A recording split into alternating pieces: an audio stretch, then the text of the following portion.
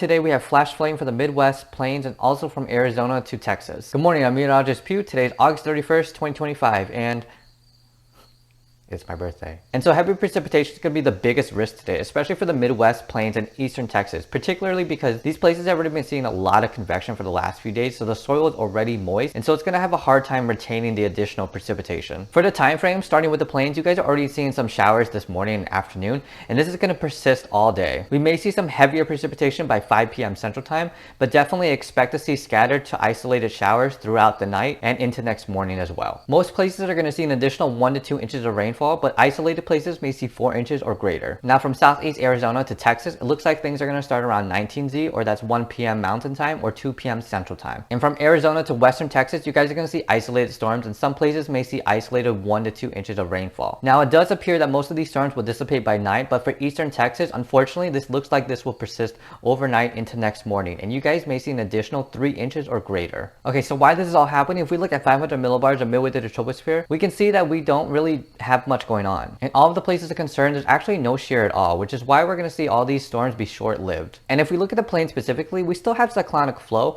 or winds going counterclockwise, which indicates that there is still a low pressure over here. And with the low pressures in the mid-levels, it does indicate that there is some upward motion in these areas. Something I do want to point out is that we have a ridge developing in the west right now. And if we look at the southern Pacific, we do have a tropical disturbance where there's a 50% chance of something forming in the next 48 hours, or an 80% chance of something forming in the next 7 days adjacent to the Gulf of California. And with this ridge developing, that's clockwise flow, so we can imagine some mid-level moisture from the Gulf of California and also from the tropical disturbance affecting to California and the west states. So I would anticipate maybe by Tuesday or Wednesday where we're going to see some rain. Okay, now back at the plains, at the surface, we still have that almost near stationary low that's bringing in a lot of convection into this area. And in this area, if we look at satellite imagery, it's been producing a lot of clouds and precipitation for the last few days. And so in this area, we're going to have a cool pool, but at the same time, we're going to have an abundance of moisture as well. And with the high pressure in the Great Lakes, it's bringing in easterly winds into the plains, which is actually bringing a lot of drier air. And this is helping reinforce a dry line, which is helping with a little bit of those surface lifts. But in addition to that, we're having clear skies in the Midwest, and because we know we have easterly winds being advected to the plains, it's going to provide more warmer air. And with this warm air being advected to the cool pool, it's going to reinforce a cold boundary layer, which is going to help promote that surface lift as well. And in addition to all of this, if we look a little bit more south, we have more southerly winds,